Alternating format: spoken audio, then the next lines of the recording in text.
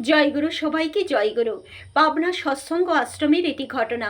তখন পাবনা সৎসঙ্গে সেই খুব অসচ্ছল অবস্থা। এমনই একদিনে সেই বহু দাদা মায়েরা আশ্রমে এসেছেন। মাতা মনমোহিনী দেবী তাদের খাবারের কী ব্যবস্থা করবেন ভাবছেন। আর তারপর শ্রী ঠাকুরকে বললেন, শ্রী ঠাকুর বললেন, তুই কোনো চিন্তা করিস না মা, তুই উনুনে জল বসিয়ে দে, দেখ ঠিক ব্যবস্থা হয়ে যাবে। তারপরেই পদ্মার ঘাটে একটি নৌকো এসে থামল। আর সেই নৌকোয় অনেক বস্তা চাল। তারা এসে মাকে বলল যে মা, তোকে পয়সা দিতে হবে না, তোর যখন সুযোগ সুবিধা হবে তুই তখন পয়সা দিবি, এখন রেখে দে।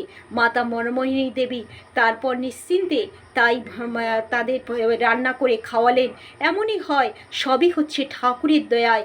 মানুষ যখন আত্মকেন্দ্রিক হয়, ইষ্টচিন্তা ভুলে যায়, তখন সে নিচে নেমে যায়। যখন ইষ্টচিন্তায় বিভোর থাকে তখনই কিন্তু সেই মানুষের উঠতে থাকে।